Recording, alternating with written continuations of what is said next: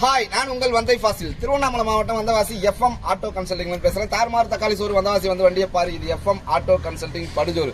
இந்த வண்டி பார்த்தீங்கன்னு சொன்னாக்கா 716, அதாவது 2017 பெரிய வண்டி மஹேந்திரா ஜீட்டோ. ஏற்கனவே வீடியோ போட்டிருந்தேன், நீங்க எல்லாரும் பார்த்துருப்பீங்க. ஆமா, சேனலை இப்பதான் பாக்குறீங்கன்னா சப்ஸ்கிரைப் பண்ணி பக்கத்தில் இருக்கக்கூடிய பெல் பட்டன் அழுத்தி ஆள் கொடுத்துருங்க. அப்பதான் நாங்க போடக்கூடிய வண்டி நோட்டிபிகேஷன்ல உங்களுக்கு அடிக்கடி காட்டிக்கிட்டே இருக்கும். தேவையான வண்டியை தேவையான நேரத்தில் வந்து எடுத்துட்டு போறதுக்கு உங்களுக்கு இலகுவாகவும் அமையும். டிஸ்பிளேல ஒரு நம்பர் தெரியும், அந்த நம்பர் கால் பண்ணிட்டு எங்க இருந்தாலும் வாங்க, பிரச்சனை கிடையாது. 9677701701 இந்த நம்பர் தான் நம்ம நம்பரு. எப்போ வேணாலும் கால் பண்ணிடுவாங்க. வரும்போது கால் பண்ணிட்டு கிளம்புங்க. நம்மகிட்ட ஃபைனான்ஸ் கிடையாது, பேரம் கிடையாது. இதை ஞாபகத்தில் வச்சுங்க. ஃபைனான்ஸ் அதாவது வட்டிக்கு வாங்குறது, வட்டிக்கு கொடுக்கறது, வட்டிக்கு தொண போகிறது, இது எதுவுமே நமக்கு பிடிக்காது. அதனால இதில் லிங்க் இது சம்பந்தமாக எனக்கு கால் பண்ணாதீங்க. அப்படி ஃபைனான்ஸ் போட்டு தான் எடுக்க போறீங்கன்னா உங்கள் ஊர்லேயே நீங்கள் ஃபைனான்ஸ் அரேஞ்ச் பண்ணிட்டு வந்து எடுத்துங்க, ஒன்றும் பிரச்சனை கிடையாது. புக்கு கேட்டால் புக்கு கொடுத்து அனுப்புவோம், ஒன்றும் பிரச்சனை கிடையாது. அதை ஞாபகத்தில் வச்சுங்க.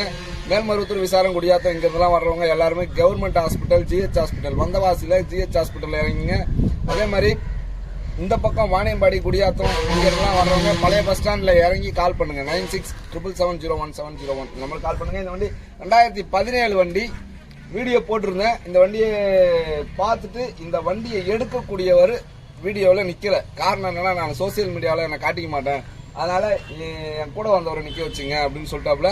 அதனால அவர் தனியா போயிட்டாப்புல. ஆனா அவர் என்னன்னா, கிட்டத்தட்ட ஒரு 4 மாசமா எனக்கு கால் பண்ணி, உங்ககிட்ட தான் நான் வண்டி எடுக்க போறேன், எனக்கு நேரம் செட் ஆகல, காசுலாம் இருக்குன்னு சொல்லி, காசு இருக்குண்ணே, ஆனா வந்து எனக்கு கொஞ்சம் டைம் செட் ஆகல, அதனால நான் இப்போதைக்கு தள்ளி இருக்கேன் அப்படின்னு சொல்லிட்டு 4 மாசமா வண்டி வந்து வந்து வந்து வந்து பார்த்துட்டு போவாரு. ஆனா யாருக்கிட்டையுமே அவர் போகல. காரணம் என்ன அப்படின்னா, உங்களை தவிர வேற யாரும் எனக்கு வண்டி குவாலிட்டியா தர்ற மாதிரி எனக்கு தெரியல அப்படின்ற மாதிரியான ஒரு கான்செப்ட்ல அவர் வந்து நம்மளை மட்டும்தான் அணுகி அந்த 5 மாசம் இருக்கு இல்லைன்னா 5 மாசம் இருக்கேன், 5 மாசமாவே கிட்டத்தட்ட எங்கிட்ட தான் வண்டி எடுக்கணும் அப்படின்ற ஒரு அட்டம்ப்ட்லேயே இருந்து அவர் இப்பதான் வண்டி வந்து இன்னைக்கு தான் டெலிவரி எடுக்கிறாரு.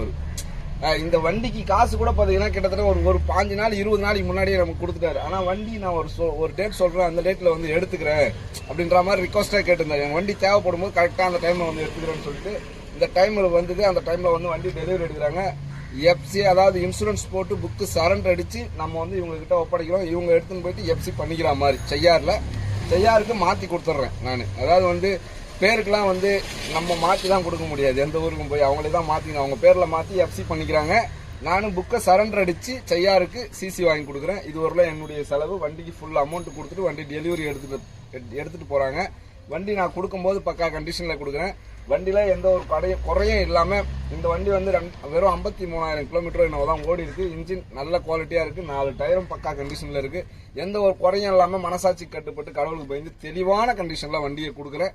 வண்டி கொடுத்ததுக்கு பிறகு வண்டியில் எந்த செலவு வந்தாலும் நீங்கள் தான் பார்த்துக்கணும், ஓகேங்களா? அதை வந்து உங்கள் கூட இருக்கிறவர்கிட்ட சொல்லு, ஓகேங்களா?